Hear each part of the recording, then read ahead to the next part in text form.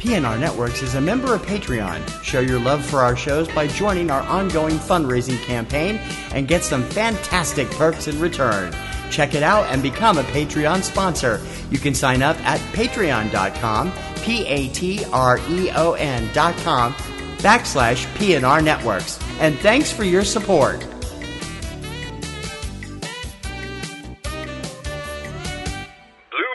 This podcast is a member of the Blueberry Network. Blueberry. No E's. That's Blueberry, BLUBRRY.com. Blueberry.com. This podcast is a proud member of the Lamb Podcasting Network. Find the network at largeassmovieblogs.com. I hate this time of year. It is so hard to catch everything up and get everything done that we need to do, plus work and shopping and Christmas and Hanukkah and everything else. It's like, ah! Settle down. All right, fine. Calm down. Be one with the Force. Yeah, oh, thank you. Yeah. Okay, thanks. I'll turn into, what's his name? We have a review of this little Star Wars thing. And then we have, love the look on her. Plus, we have all kinds of award stuff. A review from a movie from last year that Kim took the time to watch this week, and a few other things going on, all right here, right now. I'm T.C. Kirkham. I'm Kim Brown. Like sands through the holidays. This is Subject Cinema. Stand by to receive our transmission.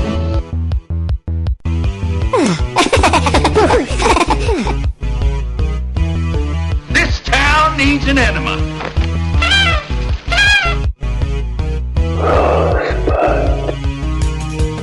Celebrating a decade of film podcasting. Blasting out of Beantown, USA, you're tuned into Subject Cinema with T.C. Kirkham and Kim Brown. Directive. Oh, behave. Yeah. I volunteer as tribute. Suppose you run your business and let me run mine. Here's looking at you, kid. Before we get started, does anyone want to get out? Ladies and gentlemen, please welcome TC and Kim. Welcome to Subject Cinema. I'm T.C. Kirkham. Hi, I'm Kim Brown. And it is Subject Cinema number 549, December 18th, 2016. Sorry. A little bit ahead of myself because we're going kind of crazy lately. How was your week? Busy and cold. Mostly cold. And snowy. But, you know, it's winter. Well, actually, it's not winter yet. It won't be winter until next week, but it sure as hell felt like winter a couple of days this week, that's for sure. And then we get 60-degree weather today. Yeah. Yay, New England. Global warming. What global warming? It's not global warming anymore. It's climate change. You have to get it right. Can we just call it Phil? Phil. No. Just, you know. No. Phil is a nice guy. Don't do that to Phil. Harold? Harold is okay. Fine. We're just, from now on, it's not climate change. Oh, no, that's just like that stupid Weather Channel naming the storms thing. No, what's the one that's, what are they calling this one? Some word that I don't even think is real. You know, it's some Dakarana or some weird name that sounds like a French sense. It sounds like a French cookie. Whatever it is. It sounds like a French cookie. Would you like some more Dakarana, dear? Yes, I'd love some. So, we had a very eventful week, did we not? Yes. Well, this whole week has been leading up to Thursday, because Thursday was the opening of Rogue One, a Star Wars movie, and we have been waiting for this movie to come out, and it's here! And it's in the main screen this week.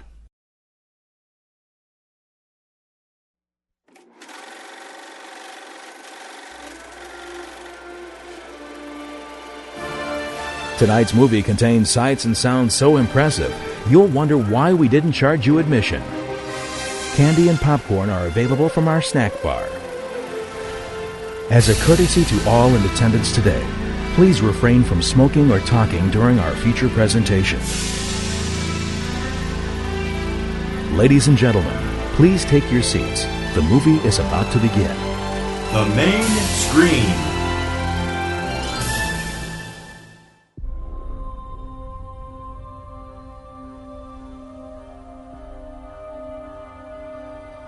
Jim, whatever I do it to protect you. So you understand? I understand.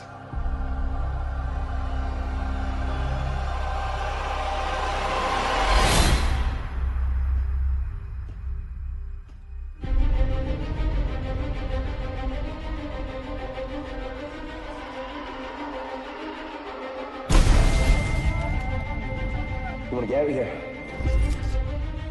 Our rebellion is all that remains to push back the Empire.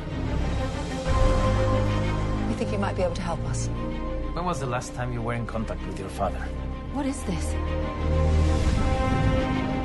It appears he is critical to the development of a super weapon. Everyone's been waiting for it. People have been calling it the prequel that would actually be the prequel that everybody wanted. We'll find out and see a pretty big cast, including some surprise appearances in Gareth Edwards. Is that the director's name? Gareth Edwards. Yeah. First attempt at jumping from a movie like Godzilla, right? Yes. He did the legendary pictures Godzilla. To the new Star Wars film, which doesn't actually carry the Star Wars name anywhere in the film. No. Rogue One. Give us the rundown. Okay.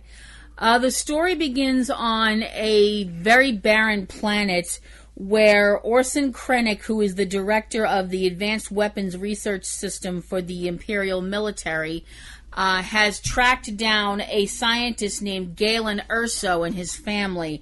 Galen was involved with the Empire's latest weapon, a monstrous mechanical destroyer of planets known as the Death Star. At some point, Galen finally realized this is a terrible thing. What am I doing? I have got to get out of here, and fled with his wife and child. Unfortunately, Krennic and his troops have tracked them down. And Krennic has Galen's wife executed, but he fails to capture Krennic's daughter, Jyn. Jyn, who has been prepared by her father in case something would go horribly wrong like this, flees into the hinterland of the planet and winds up being rescued by another resistance fighter, a man named Saw Gerrera. She is taken in by him, and then 15 years later, we see her as a young woman being rescued, quote, quote, by the Rebel Alliance. Galen was taken back into custody by Krennic and forced to work on completing the Death Star. And Jyn has been freed, quote, quote, by the rebellion, who want to use her to get to Galen.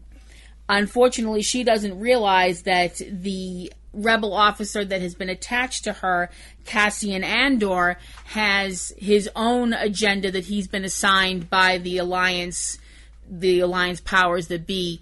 He's been ordered to kill Galen because he's too dangerous to be left alive. Cassian and Jyn, along with Cassian's robot, a reprogrammed Imperial droid with the name K2SO, head out to find Galen after information gets to the rebels from a shuttle pilot who has defected from the Empire, a young man named Bodhi Rook, who winds up in the hands of Saw Gerrera, who is actually not in the rebels' highest books because they feel he is too extreme even for them. But Bodhi says that he has a message for Jyn, the message being a hologram from her father with plans for how to destroy this weapon that he helped build. And the chase is on to find Galen, with everyone trying to get a hold of him, including once the Empire finds out that he has possibly done something jeopardize this weapon of theirs. And the rebels are on their way. The Empire's on their way to deal with Galen. And it all culminates in a battle between good and evil. And it puts us at the end, no spoilers coming, folks. It puts us at the end of the film right back where we started, back in 1978. 1977. Sorry, whoops. With Felicity Jones as Jen Erso, Diego Luna as Cassian Andor, Alan Tudyk as K2SO, Donnie Effin Yen as Chirrut, Win Zhang as Baze, Ben Mendelsohn as Oscar Krennic. Orson. Orson. Oh, sorry, Orson. You're right. Is that the Orson from Mork and Orson? No.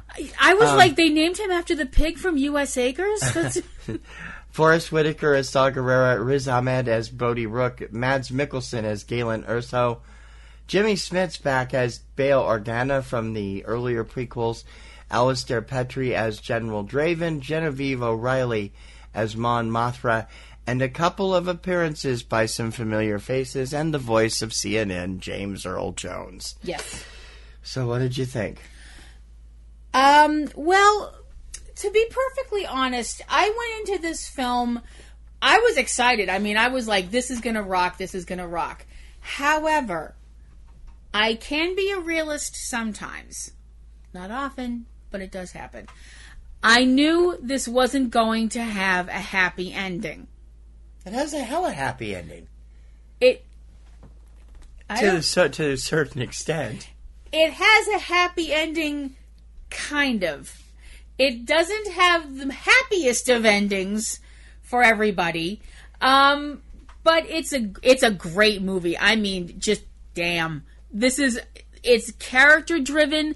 I'm not saying the special effects aren't amazing. The special effects are amazing, but the characters are what draw you in. I mean, there are some familiar faces, like you mentioned, Bail Organa, a few other characters. We won't say who. There's a couple of cameos that actually did make me laugh out loud. I was like, that was clever. But for the most part, these are all new characters. These are all characters we've never seen before. Although, aren't likely to see again. No spoiler there either. No, that's quite accurate. Although, Forrest Whitaker's character, Saw Gerrera, is actually a character that was taken from the animated series, the more recent animated series, which run on Disney XD or whatever they're calling that channel now. So I thought that was interesting. You care about these characters. By the end of the movie, your heart is heavy, but you do have a sense of hope. Yes. Yes, you do. And simply put, it's Donnie Effin Yen, as TC mentioned, which pretty much sums up all of his scenes. His character, Chirrut Imwe, is a blind warrior. He's not a Jedi, but he kicks about as much butt. I mean, there's one scene where he's walking very calmly, and you're sitting there going, and the ass-kicking is about to commence. And then it does. And it's a complete thing of beauty. It's one of these moments where when it's done, you're like, that's Donnie Effin Yen, bitches. You know? And it's just too awesome. I really have to give it up to Felicity Jones as Jin, because she's a, I don't know, I'm trying to word this the right way. She is definitely a woman who knows what she wants and is a strong, passionate female character who does not use sex to get what she wants. She's a very beautiful woman, but she is not put in a situation where she can use her sex appeal to get what she wants. She just has to use her wits and her grit and her determination, and she does all three. She ticks off all those boxes really amazingly well. And I have never, ever seen Mads Mikkelsen in such a sympathetic role.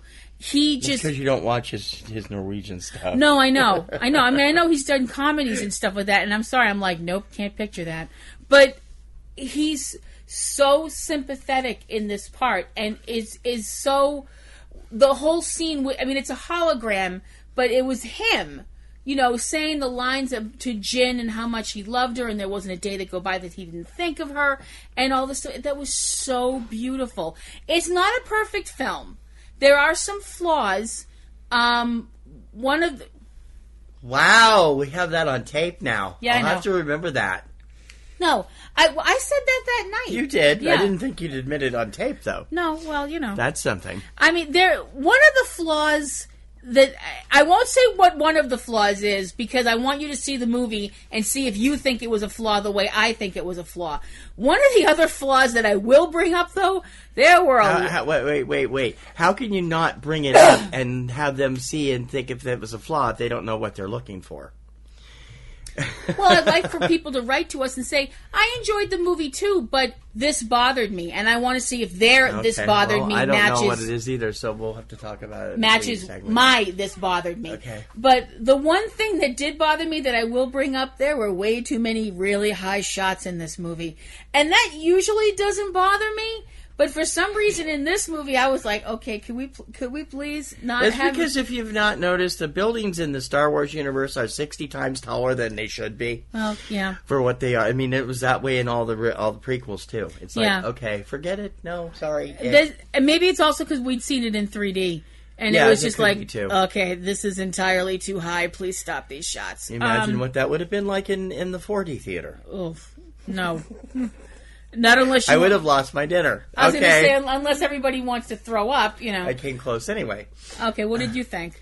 Okay, first of all, let me talk a little bit about this. This is the second Star Wars new film and the new sequel, and we're very, very fortunate in the fact that we seem to be able to predict the new stars of the Star Wars series because they've both been in the Rising Stars list. Mm-hmm. John Boyega was on the 2011 Rising Stars honors list, and Felicity Jones on the 2010. True. So obviously they're looking at our list and saying this is a good list to cast Star Wars from. That is true. Look at this last year's list. I want to see Theo Taplitz in the next movie. This movie is so filled with stars, it's scary. This is more stars, star power than you've ever had in a single Star Wars film, except maybe Revenge of the Sith. And it's like, you got Felicity Jones, Oscar nominee, Diego Luna, critical raised, Alan Tudyk, Donnie F. Yen, Wang Zhang, who is a writer, director, producer. I'm not familiar with his work, but he's really good here. Ben Ultimate Bad Guy Mendelsohn, who has been on my favorites list since Animal Kingdom 6 years ago. I realize this is very old school, but don't you want to hiss every time he comes on screen? Sure. Because he's just so awful. And he never plays a good guy. He was awful in Places Beyond the Pines. He was awful in The Dark Knight Rises. He's awful everywhere. Riz Ahmed, who I have not really been familiar with, but I know his name, and he's really good. Mads Mikkelsen is notwithstanding.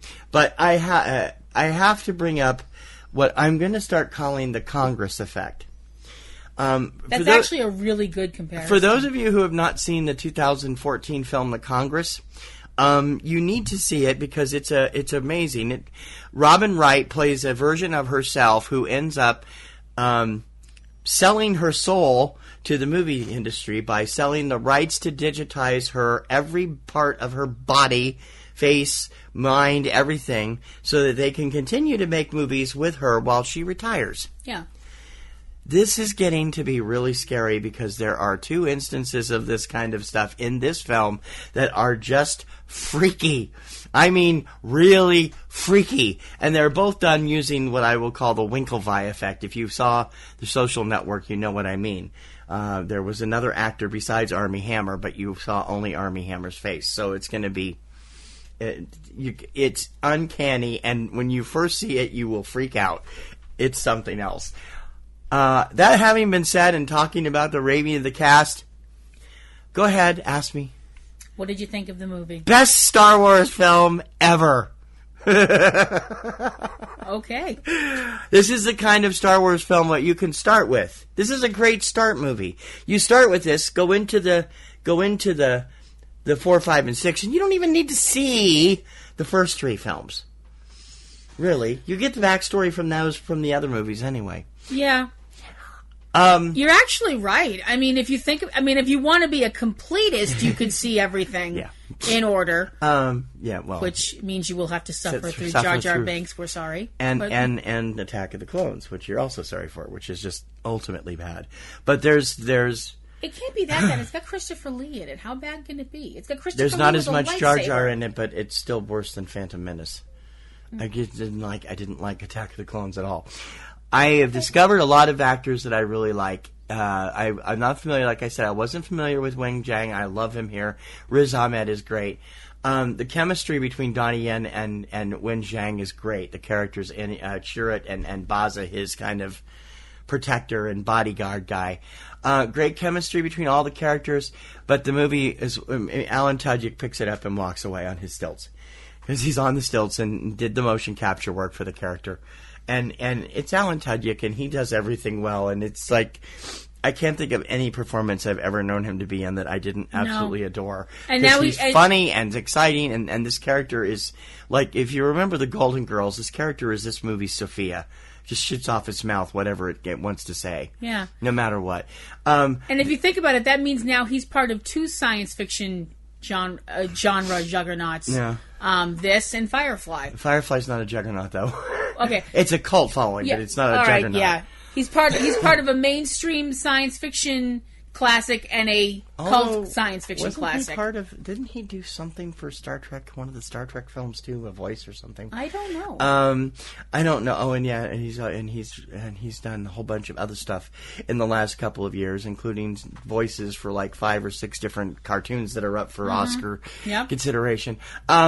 The only person that really kind of got wasted and thrown aside is Forrest Whitaker, because his character is not really seen much. No. He's integral to the plot, but we don't really see much or know his motivations or why he's thinking the way he's thinking, and why he was this kind of garish barbarian was a friend of Mr. Gentle, Sweet Galen. I don't understand, and I'd like to know more about that. Yeah. That's the big flaw for me. I think there's a lot more to go, and for me, when I went, I didn't go because I'm a Star Wars fan. I went to see the new Donnie Yen movie. What's your score? I give Star Wars a very strong A. I give it an A as well. Rogue One is definitely a good addition to the Star Wars canon. And now, of course, let all the nitpickers commence. There's all kinds of nitpicking going on and complaining going on, and we'll discuss those in various other segments as the show goes on today. Also, one little more caveat. Sure. Bring tissues. Why? There's no sad ending. Well, no film is too good or too bad for us. This is Subject Cinema. In a world where podcasts already seem to address every imaginable subject, one man broke new ground with a seemingly random obsession about exploding helicopters in movies. He was a podcaster on the edge, a maverick broadcaster who played by his own rules. Now, he has a last chance to talk about the strange way helicopters explode in film. Exploding Helicopter, available on iTunes and Podomatic now. Think you know about chopper fireballs? Think again. All movies, all the time. Subject Cinema.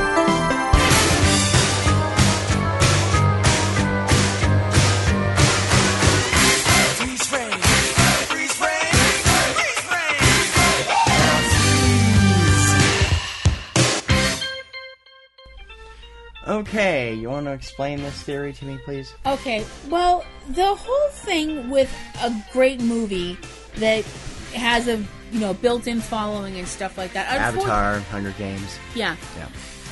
Actually, every big movie over the last 15, 16 years, I'd say, whenever a large movie comes out, you automatically have this section of society out there that gloms onto the movie and is like, oh, what they're really trying to say is blah, blah, blah, blah, blah about the political situation going on in the world, specifically in America at the time of the movie. The fun thing is both sides try to claim it and then spin it their own way. Right. That was really bad with Hunger Games. Yeah, absolutely. That's where I was just going to go. Really terrible with That's Hunger where Games. I was just going to go. When the Hunger Games movie came, actually it really happened more, I'd say, with the first Hunger Games movie. Yeah, it was more with first, but it happened a big way with Mockingjay 2 also. Yeah, that is true too. Yeah. When the Hunger Games franchise finally hit the big screen, besides the people who were watching this and going, we've already seen it, it's called Battle Royale, this isn't new, people like me and you. Well, yeah, but Battle Royale was just like a little island in one school. This is the whole freaking world. True, but country. Everybody who was like, everybody who was shocked and clutching their pearls and being like, think of the children, I'm like, we've been there before. Just because you're not hip about it doesn't mean it hasn't been done before.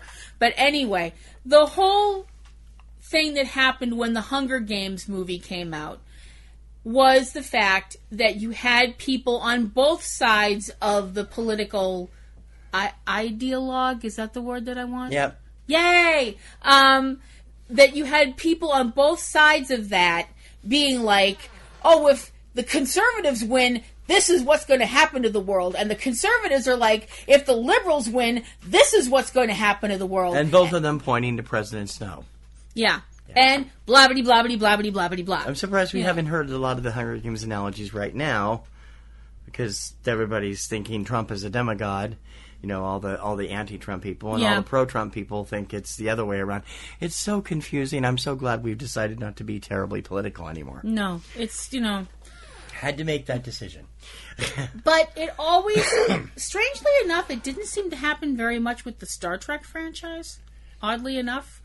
But that's because Gene would have come out and clubbed everybody. It's about diversity. Yeah, Gene would have told everybody to shut the F up and just go enjoy the movie. But with Star Wars, when Rogue One came out, before Rogue One came out, all these news articles started popping up online, because everything you read online is true because it's the internet. Eesh. Anyway, that there was going to be some sort of anti-Trump message that was slid into the film at the last minute by those mean liberal people in Hollywood. And all of the conservative people online lost their collective shite. And all of this, boycott Rogue One stuff started popping up online. Well, there was also something about it being there was that's from the alt-right people that said it's promoting the Jews. Which makes no sense to me, since it's not anything to do with Earth. Yeah. It's a science fiction movie set long, long ago in a galaxy far, far away. Excuse me for bringing out that old chestnut again, but that's what it is. It has nothing to do with Earth politics at all. I'm sorry, how is a movie set in a different universe going to promote Jewish people? Are you going to see a droid wheeling by playing Hava Nagila? Are you going to see a Jedi with a yarmulke? No. And even if you did, who cares? How is this promoting anybody? Not touching those with a 10-foot pole or an 11-foot Swede. Thank you. To any Hebrew people out there that I may have just offended, I'm sorry. It was not meant as an offense. It was not meant as an offense to people who follow the Jewish religion. It was meant as an offense to people who seem to think following the Jewish religion is bad. I hope you're happy. Now I can see BB-8 dancing around his Hava Nagila Hava plays in the background. Yeah, I know. Oh, don't do that to me. Oh, I know. Man, my head hurts bad enough as it is. You couldn't put him on a chair, though, because he'd roll right off. But anyway, sorry. We're going to get in so much trouble with the Jewish community. I'm so sorry. We're not trying to make fun of it. We're trying to make fun of what's happening because of it. Yeah, we are. Seriously, we are. Because it's just so stupid. It's ridiculous. But the whole thing about the whole boycott Star Wars, because how dare they, malign, soon-to-be President Trump and all this stuff like that. There was a teeny tiny, itty-bitty, teensy-weensy problem with this. It wasn't true. There is no anti-Trump message in Star Wars, considering the fact that they filmed it, a year ago. And before he was even the nominee, let alone the president-elect. So, but nobody can say that facts get in the way of a good internet news story, No, and now everybody, of course, is wigging out over the whole fake news thing, which is in itself a fake news story. Anyway. Well, see, you're absolutely right about that. And the thing that really cracks me up about this whole fake news thing is the fact that people seem to think this is, for pardon the obvious, repetition of the word, new. This is something that has been going on forever. As long as there wasn't something like this going on forever, then Snopes.com would be out of business. Right. Absolutely. And goodness knows we can't live without Snopes. Snopes is awesome. They're so funny. How else would we know what's real and what's not? But they haven't always been right. They haven't always been right, no. But at least they admit it when they've screwed up. So. Yeah, they're the first to admit it when they've made a mistake, which is nice. But the whole idea of a fake news story coming off as being so earnest that it must be true has been around probably since the invention of papyrus. It's not... A great example of fake news being fake news is the movie Nuts. Have you guys seen Nuts yet? Nuts is out. It's on demand, and you guys should check it out. It's about this gentleman who purported to cure impotence by using yak or goat testicles implanted in a man's scrotum. And when you look at the movie and realize this guy built a radio empire in the early part of the 20th century based on his medical stuff, and then you sit and you watch this film, the rickroll that it is, and completely, it'll blow your mind. And this is exactly the kind of stuff that goes on with the fake news stuff. And Star Wars is now stuck in the middle of it. Yeah. Rogue One, actually. Because theoretically, we really can't call this a Star Wars story, because Rogue One is all that appears. It does not have the Star Wars logo around it. It doesn't have the Star Wars story under it. It is a simple film, Rogue One. There's no mention of Star Wars in the credits at all. No, that is true. The characters are from the universe, but it's not mentioned. That's what I thought was very interesting. And as a spoiler, in case you guys don't know, there is no crawl, which these two, Stacy and Kim, freaked out about when they found out about it 3 weeks ago. Yeah, TC mentioned to me that there is no crawl at Star Wars at Rogue One, and I made the phenomenally bad judgment call of mentioning it to our friend Stacy, who promptly freaked out and went on an anti-Disney rant that lasted pretty much the rest of the day. Dumb me, my bad. But amazing how the only time we ever see her when we go to the show is for a film that's promoted by Marvel, which is a Disney company, or Lucasfilm, which is a Disney company. The only exception are the Harry Potter films. So, interesting isn't it? And then we get to hear the rant about how Disney's ruining everything. But it just fascinated me watching all these people online get so worked up about this alleged slam against Trump, and all these people out there, screaming that Star Wars should be boycotted and all this stuff like that. Now, I am actually a person that believes in boycotts. But I do it on a personal level. I would never suggest to somebody else, well, I'm boycotting something and you should too because I say so. I would never do that, because that's being pushy. For one thing, it's if I'm boycotting something, it's on a personal level, and Kim has a personal boycott against Walmart and has for 20 plus years now. Yep, I have never set foot in a Walmart other than being with somebody else, and didn't buy anything while I was in there. Never bought anything. You didn't even go beyond the door area, did you? I didn't. I stood by the cash registers, and I was like, I'll wait here till you're done. Anyway, but. It just, the whole thing just completely floors me how people, I don't know what it is nowadays, that people get this stuff in their head and they get so worked up about it that this whole boycott thing starts where you have no proof of anything.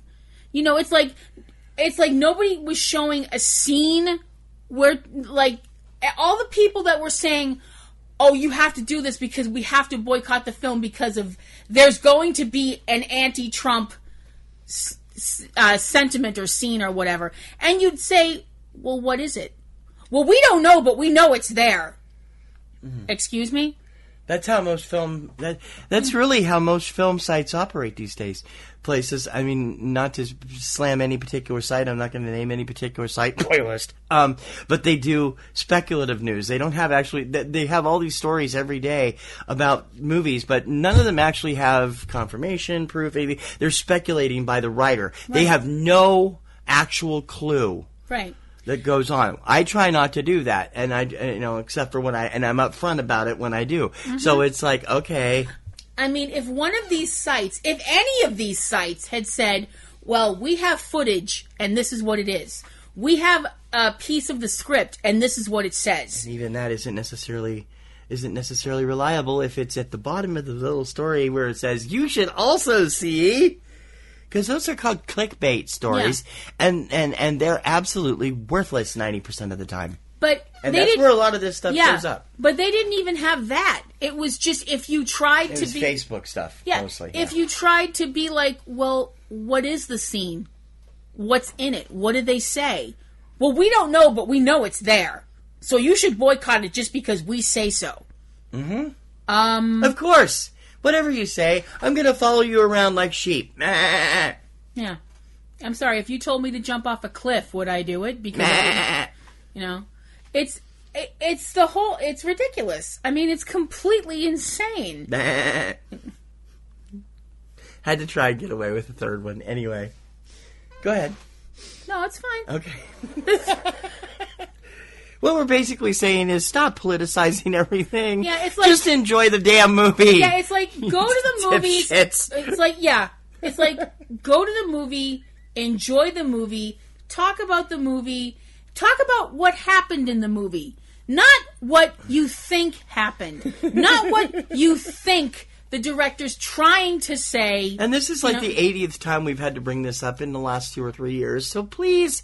Let's just stop it so we don't have to go over it again because we feel like we're really kind of beating you over the head with it. Yeah, the horse is dead. We realize we're beating it, but... Basically, just go out and have a good time. You're spending $30 plus concessions plus whatever for nice cushy seats in most cases anymore and a great big screen and terrific Dolby sound and possibly 3D or 4D depending on where you are or IMAX. Just... enjoy yourself and forget the politics while you're in the theater. Yep. Subject Cinema!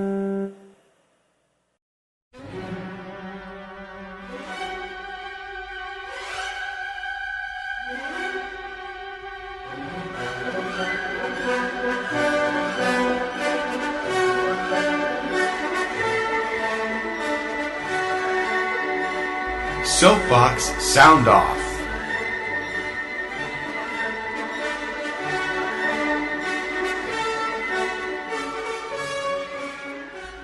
We haven't had one of these for a while.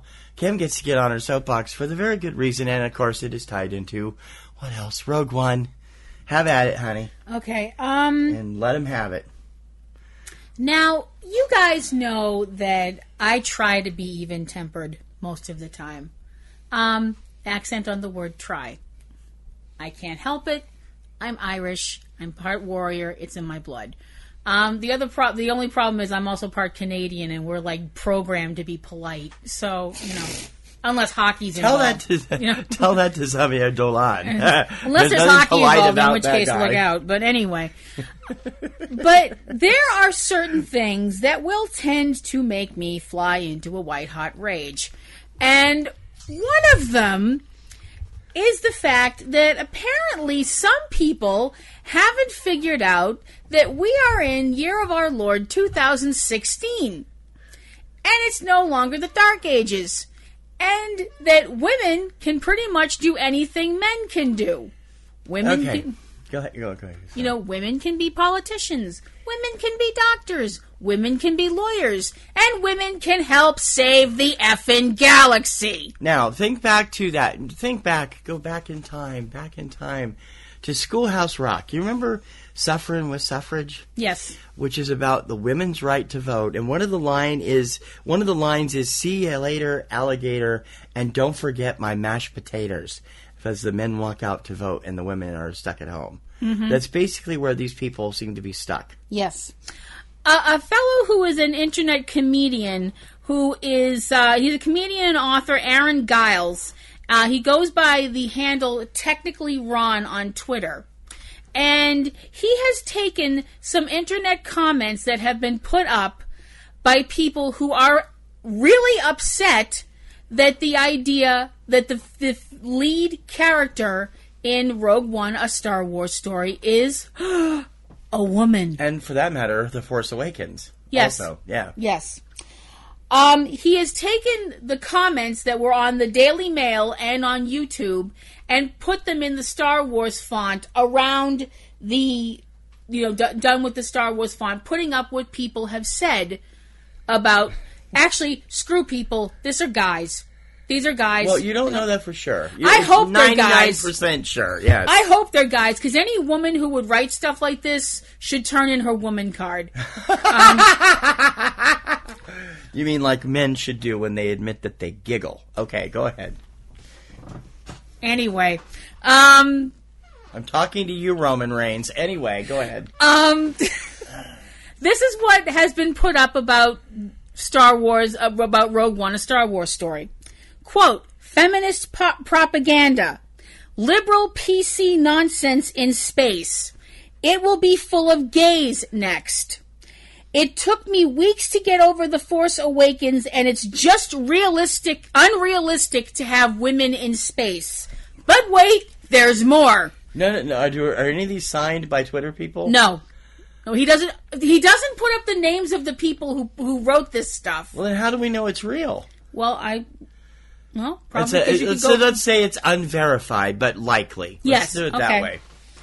In another Twitter post he put up, he says, thanks to the YouTube comments section, we now have some brand new taglines for Rogue One.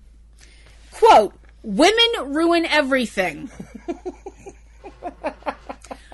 I'm not sexist, parentheses, you are. But Star Wars is about men fighting to save the universe. If women can do the same as men, what's the point?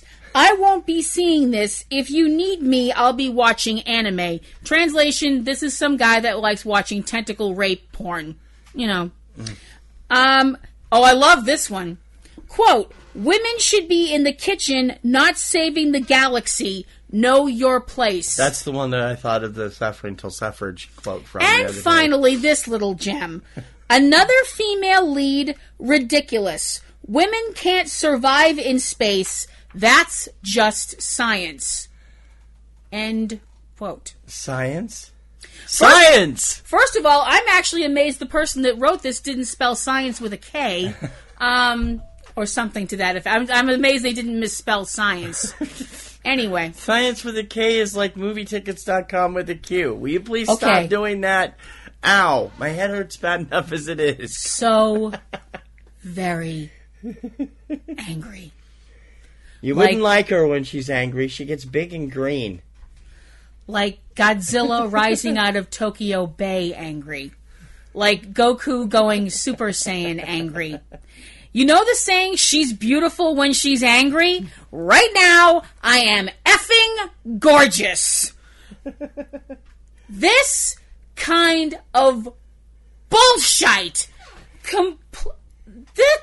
Oh my Lord and Taylor. How does this even go on any longer? We are 4 years away from the year 2020. And we still can't elect a female president. Anyway, go ahead. And this kind of crap is... women can't survive in space?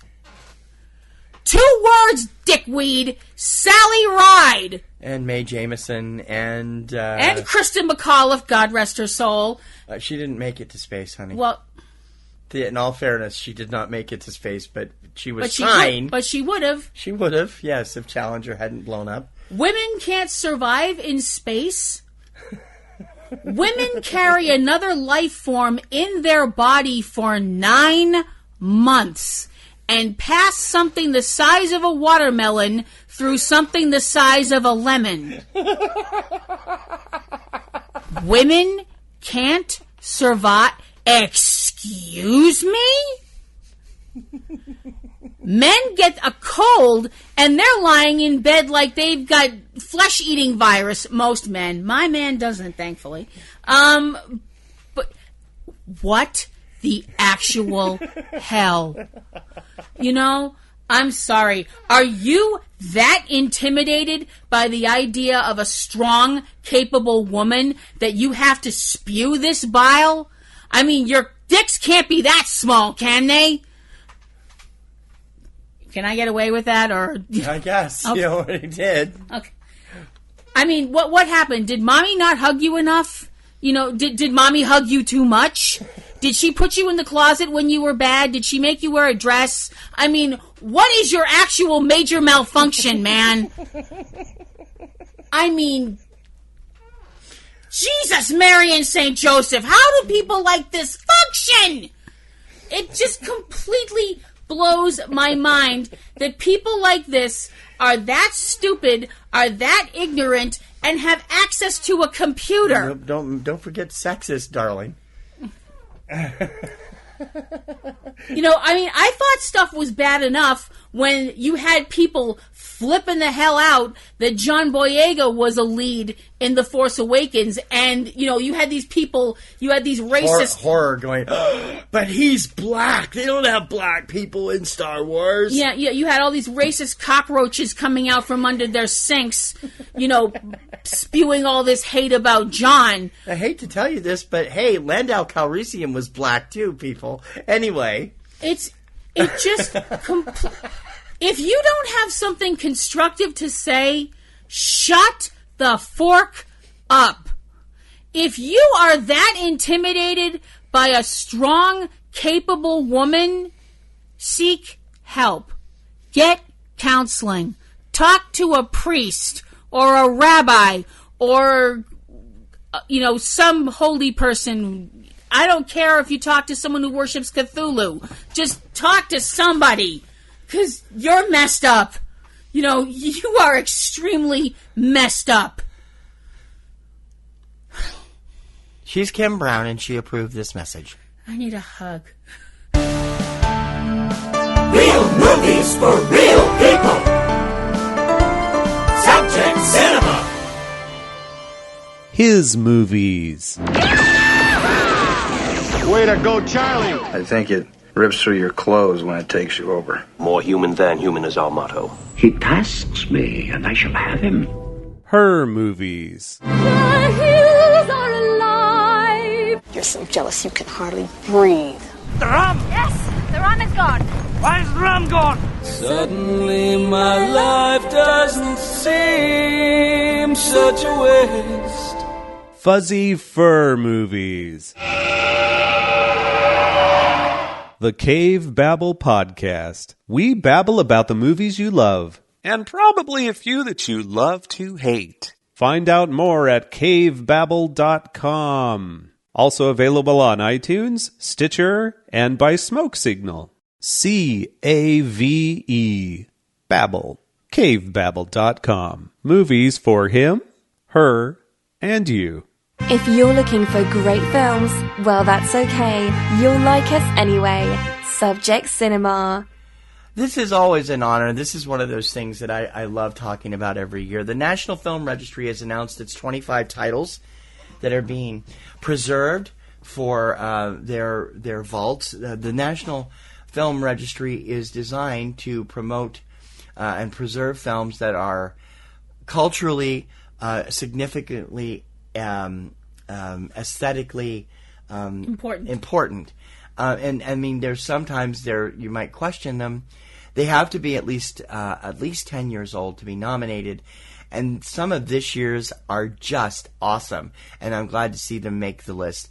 So the 25 films that are on this year's list, the incredibly informative and interesting, I don't know, you didn't seem to think it was as much as I did, the 1982 documentary Atomic Cafe, which is all about how the government kind of misleads people into thinking they can be safe with the whole duck and cover thing. Yeah.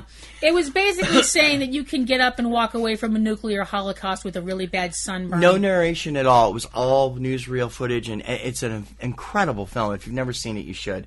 1941's Ball of Fire with Barbara Stanwyck and Gary Cooper. 1928 film The Beau Brummels, which is a classic. It is already preserved by UCLA. 1963's The Birds from Alfred Hitchcock. 1955's Blackboard Jungle. That is the film that Rock Around the Clock was introduced in. Yep. 1985's The Breakfast Club. Oh wow! We're to the point where those are old enough to be preserved by the National Film Registry. That's terrifying. 1981's The Decline of Western Civilization. Penelope Spears' controversial documentary about the punk rock scene in 1980. 1955's East of Eden. East of Eden! Private joke. With James Dean. Yeah, and Raymond Massey and a number of other people. 1968's Funny Girl, which turned Barbra Streisand into a superstar. Yep.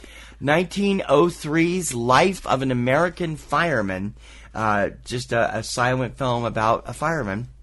It looks like an acted film and not a documentary.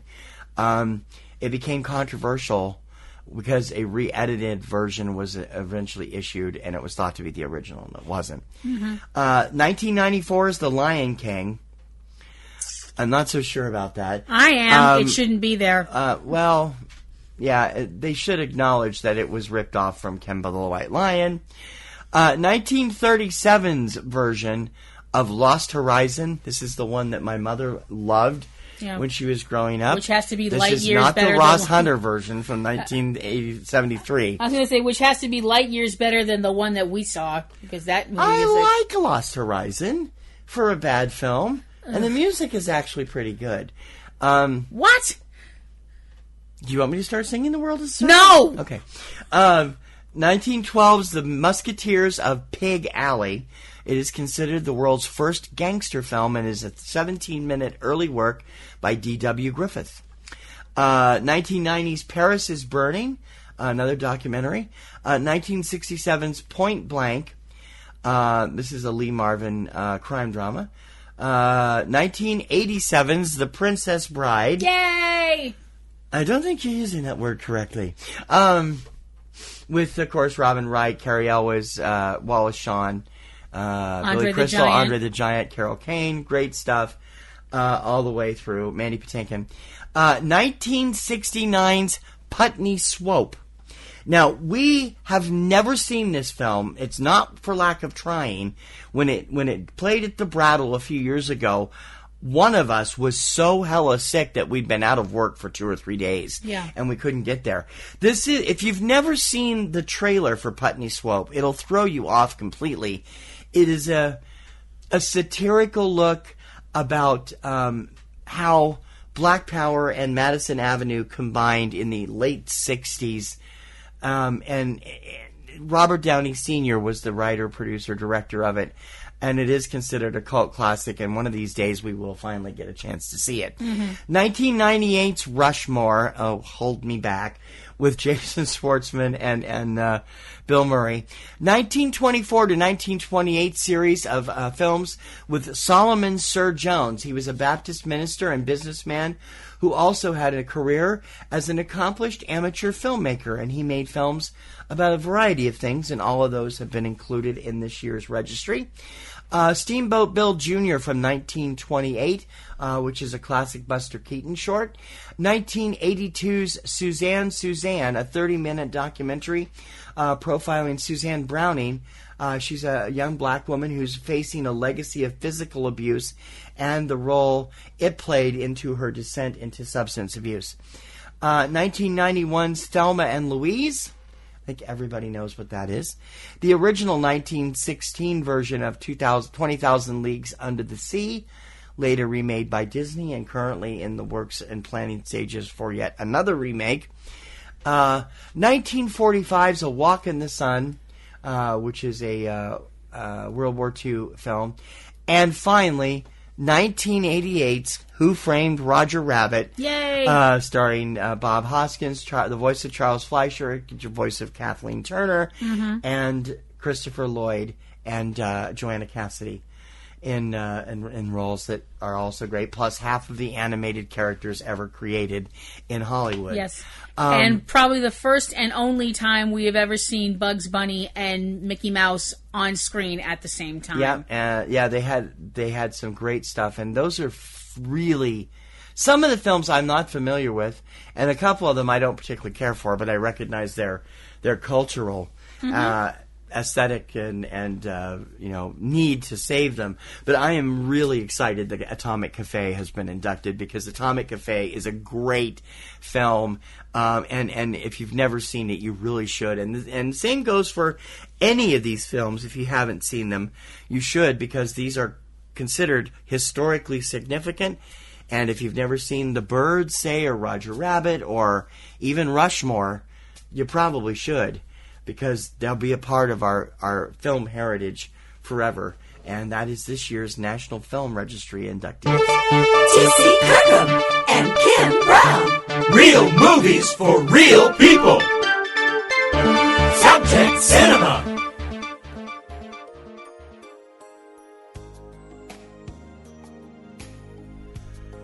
We've had a few passings in the last few weeks, and we wanted to bring them up for you and let you know that they've passed on. December 4th, actress Margaret Whitten passed away. She was best known for the owner role in the Major League films with Charlie Sheen. She was 67, had been battling cancer for quite a while. She was also in The Secret of My Success and a number of other things. Very recognizable face. Yep. On December 5th, actress Kristen Rode passed away. Kristen has not been acting lately, but she was one of the stars of Oz, the HBO show, and also later on was a recurring regular on Homicide: Life in the Streets, also taken from us by cancer. She was 52. Yep. Actor Peter Vaughn passed away. He was 93 years old. Yes, 93 years old, Hollywood Reporter. Get your stuff right. They had 83 for 2 days before they corrected it. He was a long-time actor in the British entertainment field, featured in films like Terry Gilliam's Brazil, on the small screen on Doc Martin, and also on the monster hit HBO series Game of Thrones. Yeah, he was a character actor that was around everywhere for 60-plus years. He was definitely one of those British, hey, it's that guy type people. We lost another musician this week, too. Greg Lake of Emerson, Lake and Palmer passed away at the age of 69 on December 7th, again from cancer. In addition to Emerson, Lake and Palmer, he was part of King Crimson. Lake also had a few solo hits in the early 80s after they broke up. Emerson, Lake and Palmer's version of Fanfare for the Common Man, one of my favorite rock versions of a classical piece, and used for a long time as Terry Funk's entrance music for ECW. Yep. Loved that stuff. Joseph Mascola passed away on December 8th. He was 87.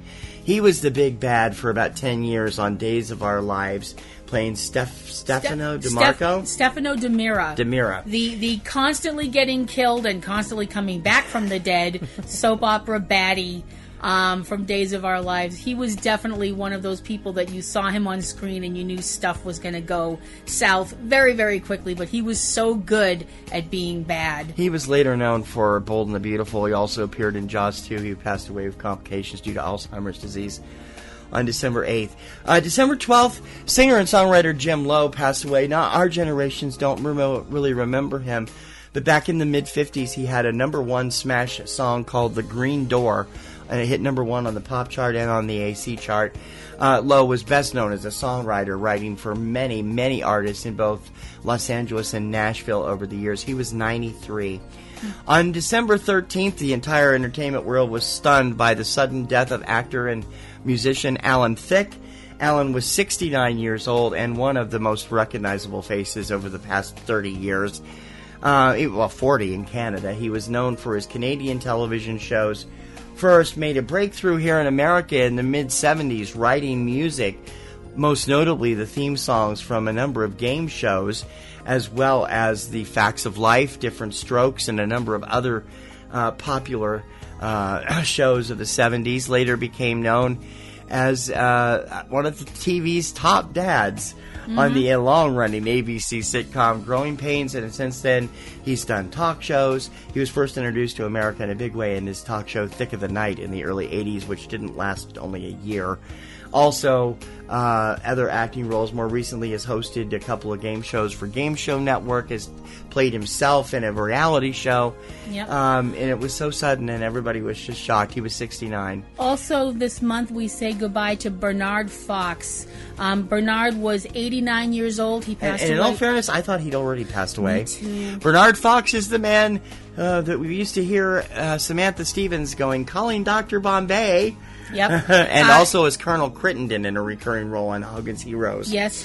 He appeared in the 1999 version of The Mummy, and he also had the distinction of appearing in the 1997 James Cameron blockbuster Titanic, and in another film about the Titanic, the classic A Night to Remember. Yeah. Wasn't he in SOS Titanic too? I don't know. I thought he was in that too. I don't know. I'll look. But he was a classic, British actor, and everybody knows his face.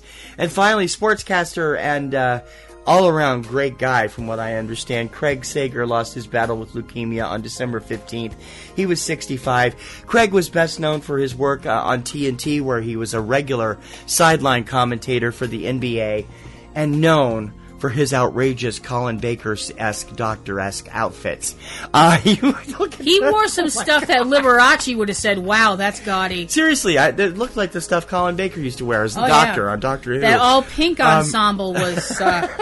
woo! He was very much loved by everybody in the business. A really nice guy, and he will be missed. And those are the people. And hopefully, as we go toward the end of the year, we won't see any more major passings, because this year has been crazy for them. And we'll talk about a few of them on our Just 'Cause We Can show coming up next weekend. But for now, for these people, we invite them to take a final bow with Subject Cinema.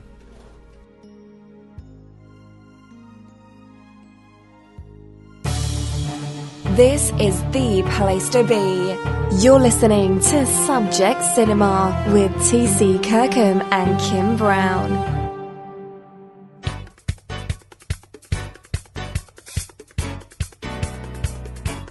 Plug Central.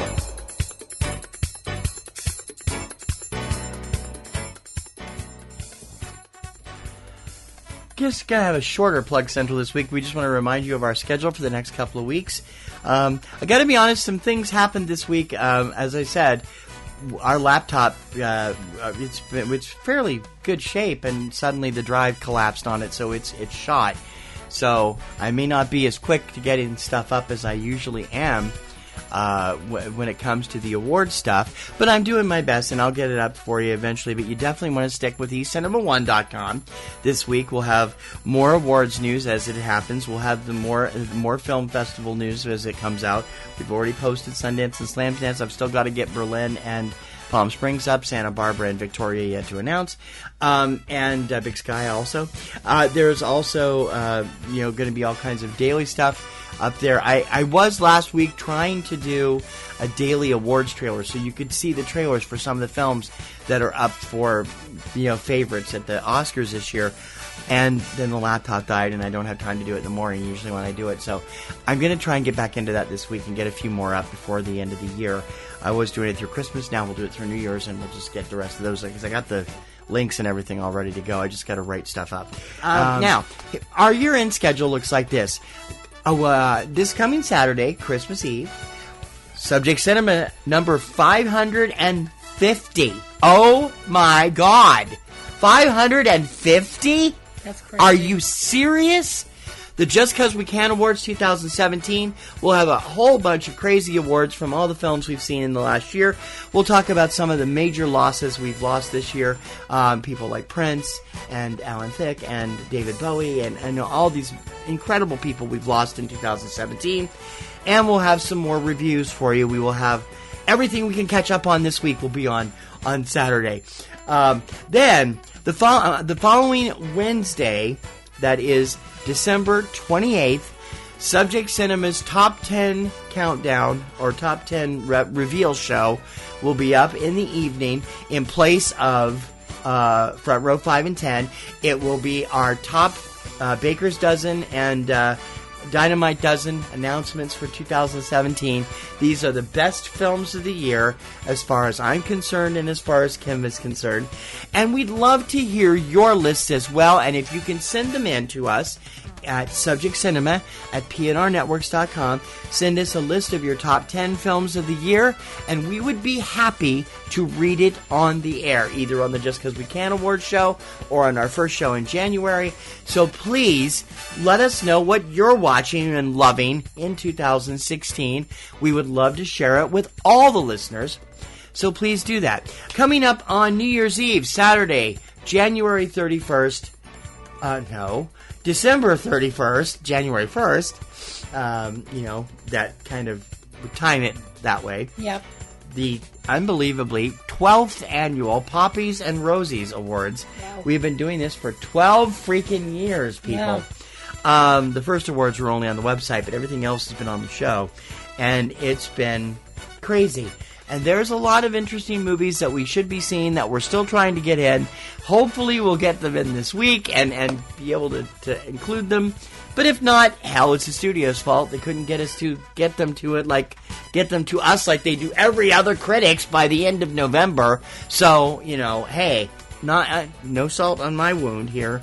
I'm not going to be upset if I have to leave one of them off because I didn't get a chance to see it. Hopefully it will not turn out that way, and we'll get them in.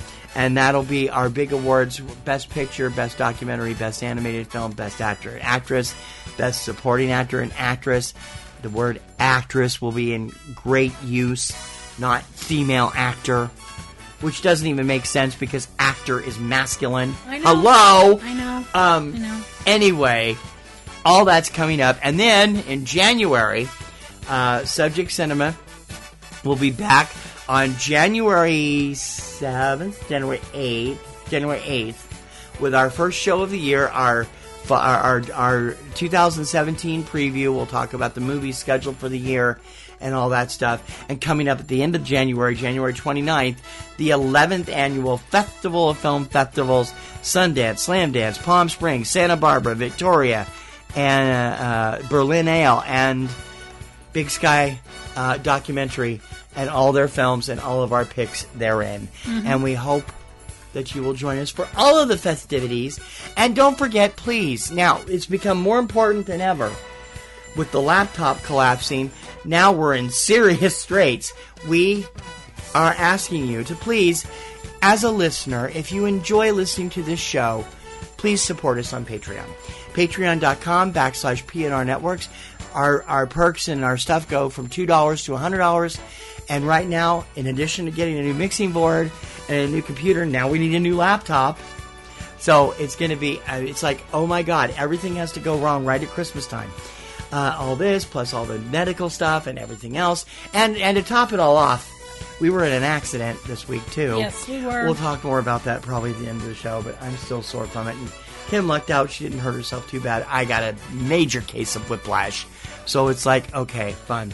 In any case, we hope that you will take the time to donate and become a part of the Patreon family. We're trying to use Patreon to expand our horizons, to grow the show, and to grow the Subject Cinema community.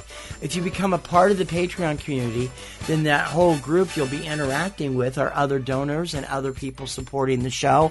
And then we can support them by going out and saying, hey, everybody go out and tell 2 friends, and they'll tell 2 friends, and so on, to donate to Subject Cinema. And that's great, because we need all the help we can get right now with everything that's happened in the last week. We definitely really badly need your support, and we hope that you will take the time and help us to have a Merry Christmas with a donation, and we'll help you have a Merry Christmas with all our great shows that we bring out to you, because we bring these shows to you. If you give. We love you, and we know you listen, and we're glad that you listen, and that's important to us. and we're happy that you've become a fan, and we're asking you to pay it forward. I think that's pretty honest and Me forward. too. And that's Plug Central for this week.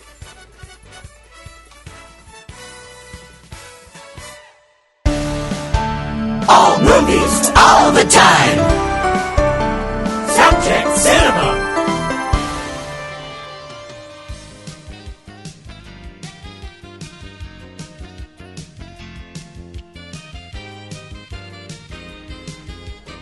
Yeah, as we've been drumming into your head the last several weeks, it's award season, people!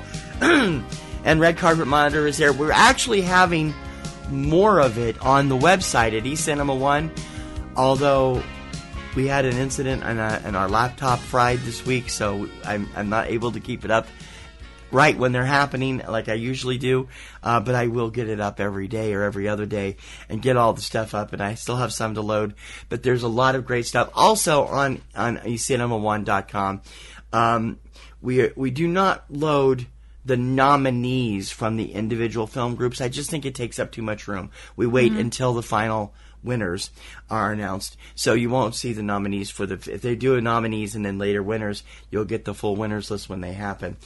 And having said that, let's go take a look at some of the big stuff this week. Starting, let me see, who came out this week? Starting with the San Diego critics, who decided to bend a completely different direction than everybody else on several categories. San Diego Film Critics Circle has named Hell or High Water Best Picture, with runner-up La La Land. Best Director went to David Mackenzie for Hell or High Water. Best Actor, Casey Affleck, Manchester by the Sea. Best Actress, or as they put in California speak, Best Actor Female, Sonia Braga for Aquarius. For Best Supporting Actor, tied Ben Foster, Hell or High Water, and Mahershala Ali. I'm going to get that name right if it kills me. I'm going to need to. The man's on Moonlight. Let's just be honest here. The man has already won the Oscar. Just give it to him on the red carpet. He doesn't even have to go to the ceremony, because every film group except one has named him Best Supporting Actor. Give him the damn Oscar. Give it to him when he arrives on the red carpet. Let him make his speech and go home. Doesn't have to sit through 8 hours of agony. Give the poor guy a break, don't it? Well, actually, maybe we should let him just have his place in the spotlight. For Best Supporting Actor Female, Michelle Williams for Manchester by the Sea. Best Comedic Performance, Ryan Gosling, The Nice Guys. Best Ensemble, Hell or High Water, Breakthrough Artist, Lily Gladstone.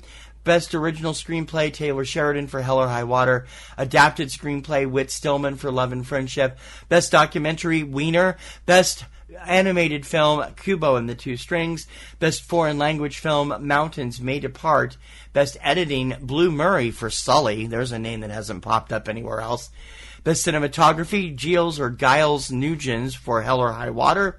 Best Production Design, Hail Caesar. Best Visual Effects, The Jungle Book. Best Costume Design, Mary Zophris for La La Land. Best Use of Music in a Film, Sing Street. And Best Body of Work, Michael Shannon, awarded for Nocturnal Animals, Midnight Special, Loving, and Elvis and Nixon, which most people totally forgot about.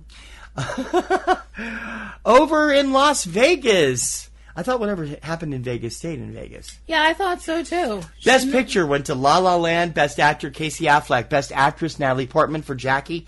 Best Supporting Actor, Michael Shannon, Nocturnal Animals. Best Supporting Actress, Viola Davis for Fences. Best Director, Damien Chazelle for La La Land. Adapted Screenplay, Nocturnal Animals. Original Screenplay, La La Land. Cinematography, La La Land. Best Film Editing, Moonlight. Best Score, La La Land. Best Song, City of Stars from La La Land. Boo. Best Action Film, Captain America Civil War. Best Documentary, O.J. Made in America. Best Animated Film, Kubo and the Two Strings. Best Foreign Language Film, The Handmaiden.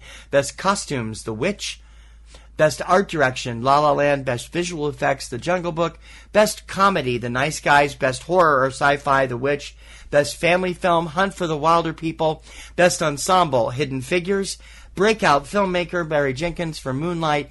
Youth in Film, Lucas Hedges for Manchester by the Sea. And the William Holden Lifetime Achievement Award awarded to Kirk Douglas. And from the Dallas-Fort Worth Critics Association, Best Picture, Moonlight. Best Director, Barry Jenkins, Moonlight. Best Actor, Casey Affleck, Manchester by the Sea. Best Actress, Natalie Portman, Jackie. Best Supporting Actor, Mahershala Ali for Moonlight. Best Supporting Actress, Viola Davis for Fences.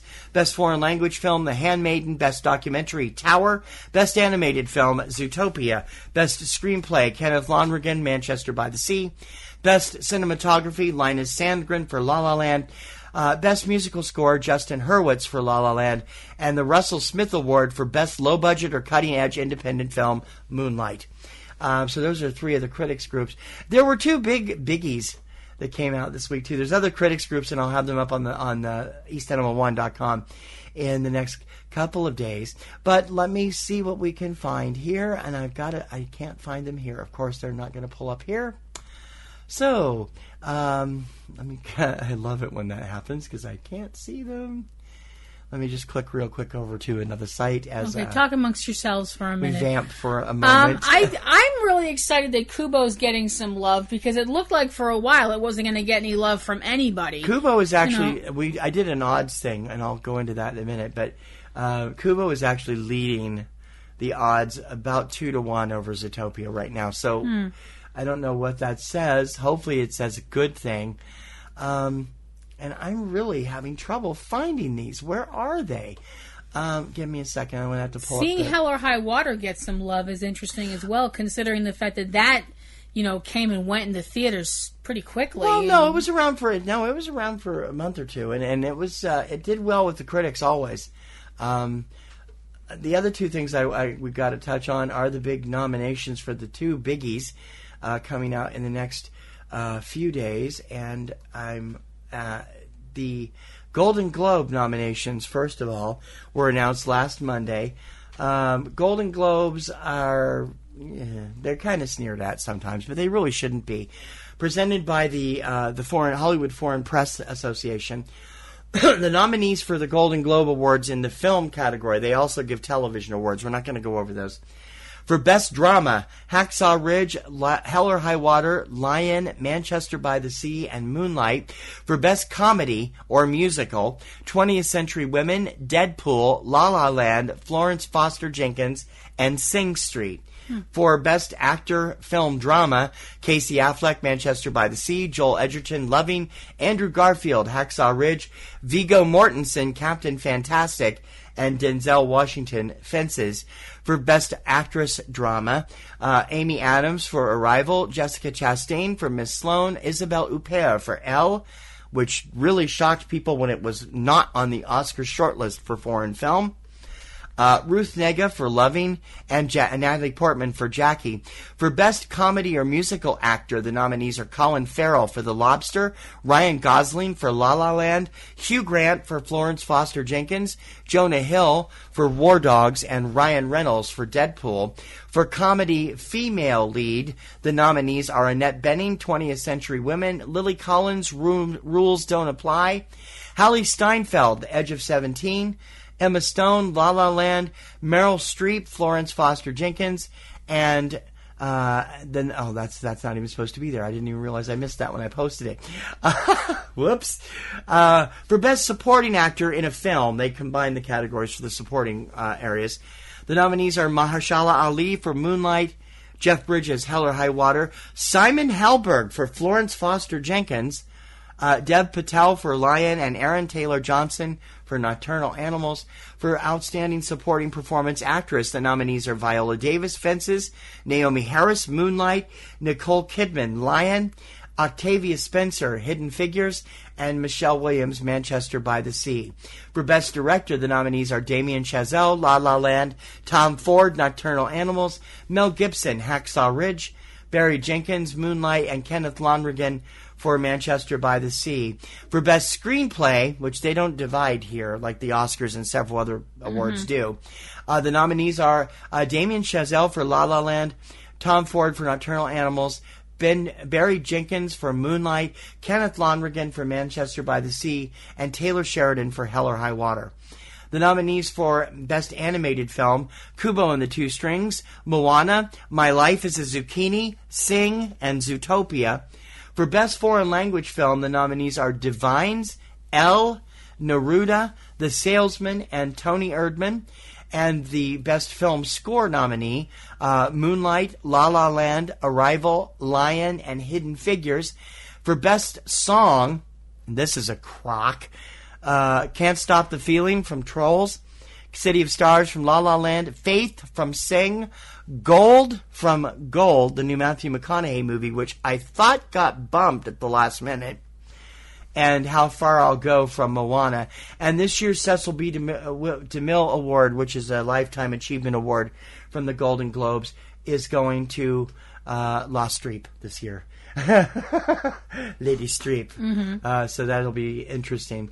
The other biggies to come out this week were the SAG Awards, and people were shaking their heads in some cases because La La Land, which is considered to be the favorite for Best Picture at the Oscars, did not get a Best Ensemble nomination from the SAG Awards, and no film has won Best Picture without a nomination from the SAG in that category since Braveheart. That's 20 years ago.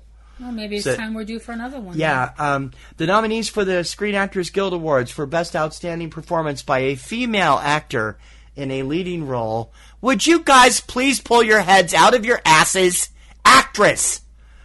The nominees are Amy Adams, Arrival, Emily Blunt, Girl on the Train, completely from left field, Natalie Portman for Jackie, Emma Stone for La La Land, and Meryl Streep for Florence Foster Jenkins. For Male Actor Leading Role, Casey Affleck, Manchester by the Sea, Andrew Garfield, Hacksaw Ridge, Ryan Gosling, La La Land, Viggo Mortensen, Captain Fantastic, and Denzel Washington for Fences. For Best Ensemble, Captain Fantastic, Fences, Hidden Figures, Manchester by the Sea, and Moonlight. For Outstanding Supporting Actress, I refuse to say female actor again. No, I know. Viola Davis for Fences, Naomi Harris for Moonlight, Nicole Kidman for Lion, Octavia Spencer, Hidden Figures, and Michelle Williams, Manchester by the Sea. Didn't Viola Davis and Octavia Spencer compete in the supporting category for The Help? I think they did, now that you say and that. And Octavia yeah. won that. I'm like, okay, this is going to get weird. And supporting actor, Mahershala Ali, Moonlight, Jeff Bridges, Hell or High Water, Hugh Grant, Florence Foster Jenkins, Lucas Hedges, Manchester by the Sea, Dev Patel, Lion, and for Best Action Performance from a Stunt Ensemble. What? This is actually an award that the SAG gives to their stunt people. Okay. Which I guess it's because, well, if the real actor can't do it, they're not really acting, and the stunt people are doing the acting for them. I think that's their thinking behind this. I mean, they're the ones putting themselves in danger. Right. So, the nominees are Captain America, Civil War, Doctor Strange, the only mention for Doctor Strange so far this year, Hacksaw Ridge, Jason Bourne, and Nocturnal Animals. There are tons more awards. We got like another 20 critics groups to go. There's a few major other things to go. And if you missed them, last weekend's Critics' Choice Awards are available on the website at ecinema1.com. You can go and check them out anywhere pretty much. But we hope you'll come over to eCinema 1. We got the best awards coverage. I mean, we got a retweet from the San Francisco Film Critics for posting their results, which is more than I can say for anybody else. Anyway, check out all the awards every day if you can. I don't know whether they'll be up every day, plus all this other stuff going on because all the film festivals are announcing for next month, and so we're doing those as well, and a lot more every day. ecinema1.com. Don't fail to visit. You'll miss out on everything. When it comes to everything movies, we've got it. Subject Cinema.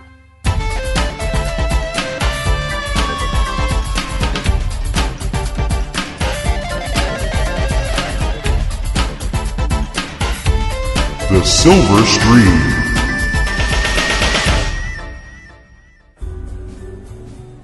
Do you like being a gangster?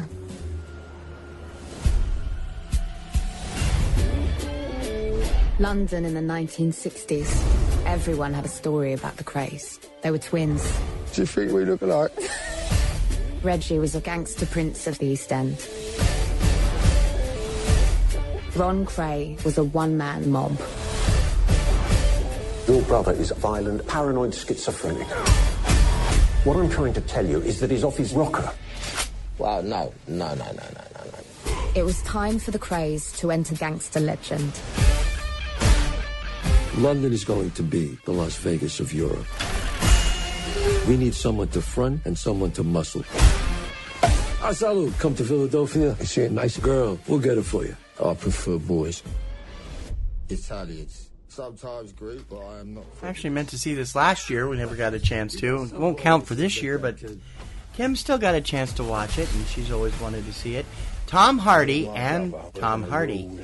as the legendary Kray brothers in 2015's Legend. Go ahead. Okay. Legend is the look at the Kray brothers, Ronald and Reginald Kray, which are two names that are probably not well known to people outside of Britain, but to people from Britain, the Kray brothers are just as famous as Al Capone, John Dillinger, Babyface Nelson would be to people in America.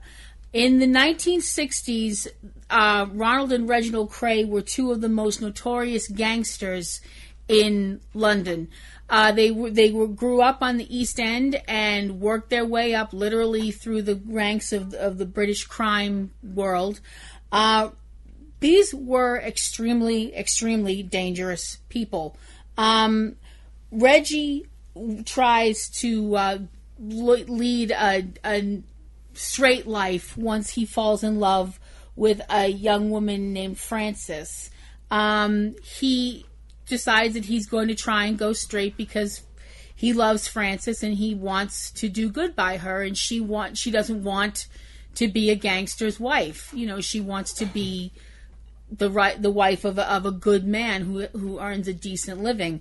The problem is that he's in too deep, and the other problem is the fact that he is emotionally, physically, genetically tied to his brother Ronald Kray, who is I don't know how to put this without 2 French fries short of a Happy Meal. Yeah, Ronnie Kray is the definition of the word dangerous.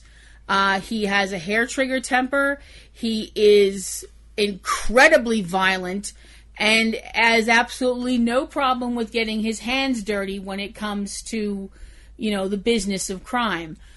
The Krays cut a swath through London that leads from the East End all the way up into the highest areas of British politics, with Scotland Yard determined to bring them down. With Tom Hardy as Reggie and Ronnie Kray, Paul Anderson as Albert Donahue, Christopher Eccleston as Nipper Reed, Joshua Hill as Constable Scott, Colin Morgan as Frank Shea, Emily Browning as Frances Shea, Nicholas Farrell as Dr. Humphreys, plus a whole slew of people, including Stephen Thompson, Taron Egerton, David Thewillis, Chaz Palminteri, and a whole bunch of more people in the cameo part as well. What did you think when you saw it, honey? I had actually seen a movie about the Krays back in the 80s. There was a film that came out starring the two singers from the band Spandau Ballet. It was actually called The Krays. Yes. Mm-hmm. And that was interesting. A bit glossed over, but still interesting. This film is not glossed over. This film is a hard, unflinching look at two extremely brutal people at an extremely bloody time in England.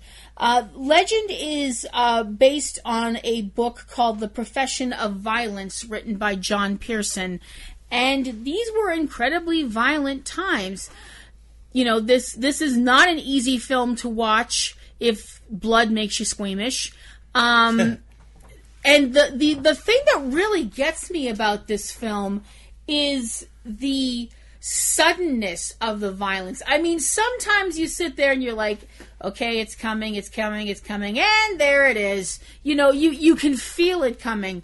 But there is one scene where the suddenness and the brutality involved, I was like, okay, this is making me uncomfortable. And considering the number of horror movies I've seen, that's an achievement. Tom Hardy does a truly amazing job as both Ronnie and Reggie Cray. He really defines both of these characters and makes them different, and also at the same time makes them similar. Besides the obvious physical aspects of their similarity, they're identical twins. And the fact that they're so different in other ways, like I said, Ron is completely... Ron, he's danger on two legs. I mean, he is somebody you do not want to get on the bad side of, and you don't know when... And the really scary thing about Ron is you don't know when that's going to happen. The wrong thing said at the wrong time can turn this guy from a human being into a rabid pit bull faster than you can say Bruce Banner. But Reggie also has his dark side, and he tries to hide it a lot better. He tries to tamp it down a lot more than Ronnie does, but it's still there. So that when it comes out, it's just as frightening as any of Ronnie's outbursts. It's even more frightening in some respects because it's not as expected.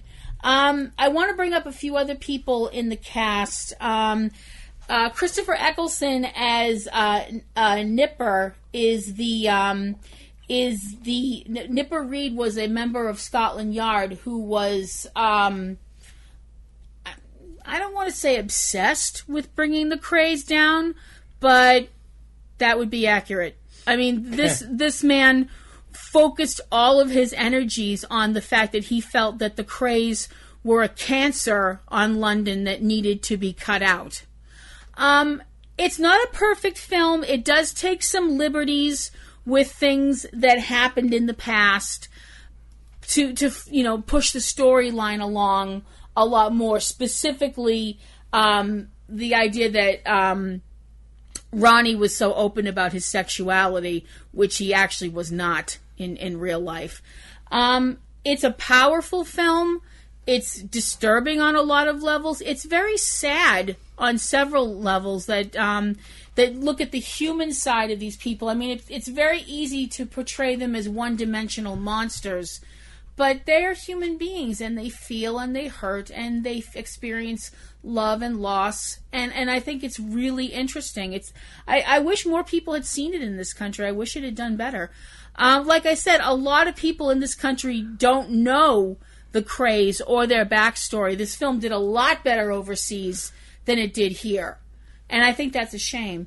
I give Legend an A-. Welcome to the soundtrack of your life. You're listening to Subject Cinema with TC Kirkham and Kim Brown. The Last Reel.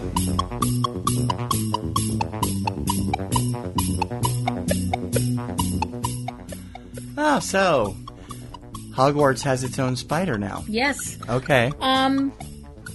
Some scientists in India have found a new species of spider, and because of what the spider resembles, or more accurately, whom the spider resembles, would a hat be a whom or a what? Yes. That's helpful. Well, it's a talking hat, so I suppose that would make it a whom. Because this spider, for some reason, nature decided to play a little bit of a joke, and the spider looks like the Sorting Hat from the Harry Potter universe, and it really does too if you look at a picture of it. The spider has been named, and I'm going to mess this up, I'm sorry, Eriovixia gryffindori, as a nod to Gryffindor House, one of the 4 houses of Hogwarts in the Harry Potter universe. Which is really kind of cool when you think about it. In fact, J.K. Rowling herself thought it was so nice that she tweeted the scientists and said that, quote, "I am truly honored. Congratulations on discovering another #fantastic beast," end quote. So I think that's pretty neat. I really do. And this thing is, when you look and it's a plug for my new movie. Yay! Yeah, that's true too. Yay, capitalism. When you look at this spider, It really does kind of look like the Sorting Hat. It does, sort of, in a vague, sort of weird way. Well, it also kind of looks like a Hershey's Kiss, but naming a spider after a Hershey's Kiss is just icky. So congratulations to the scientists, and congratulations to the new species of spider. I'm going to try this one more time. Where did I find it?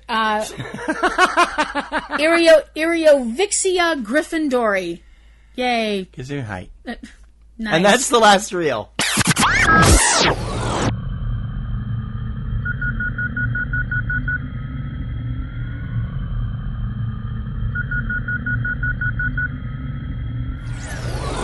No, I'm telling you, because if it had been a spider in Australia, because everything in Australia is trying to kill you, it would have been a spider with a little mini chainsaw and a little mini hockey mask. Okay. We know no offense to anybody from Australia. We know we're really far behind on the movies. We swear we're going to be able to catch them up hopefully in the next few days and get reviews of everything that we haven't done and haven't seen yet this week. Later this week and into next Saturday's program. Don't forget, Subject Cinema coming to you Saturday this coming week. Yes. Day and date, Christmas Eve 2016. And our Just 'Cause We Can awards, all the goofy fun stuff. The next two shows are just for fun. We give you all the goofy awards on the fun show and all the serious awards on the Poppies and Rosies the following week on New Year's Eve. So we hope you'll join us for those. 2017 is looking interesting, too. It is. By the way, one of the movies that you guys are really sick of hearing me talk about, Little Men, is finally out on demand. You can now rent it from most places.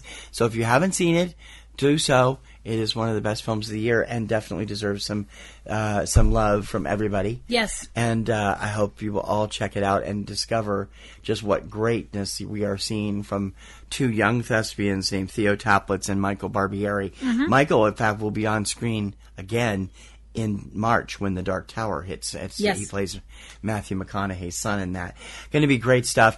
And I can't wait till the end of this year. I hope 2017, everything I hoped for 2016 didn't happen because I got sick and everything was crazy. I hope 2017 means everything is going to be super cool. Hope so, too. We'll find out in a couple of weeks. In the meantime... Reprise the theme song and roll the credits. Whenever my life gets me so down, I know I can go down to where the music and the fun never ends. As long as the music keeps playing, you know what I'm saying. I know that I can find a friend at the Roundhouse. For Subject Cinema, I'm T.C. Kirkham. I'm Kim Brown. May your popcorn always be buttered. And may your roses always be in bloom. Awards continue. Keep up with us and we'll give you who's the best and who's the worst.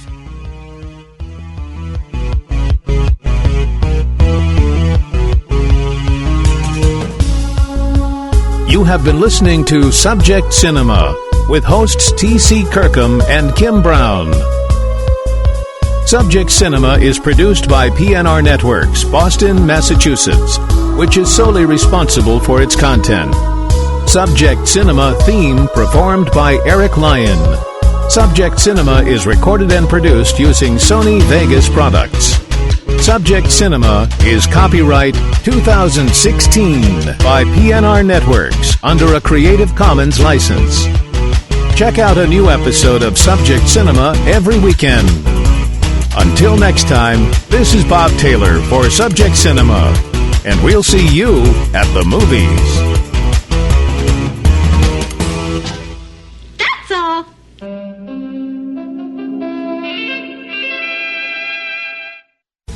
Podcasting's choice.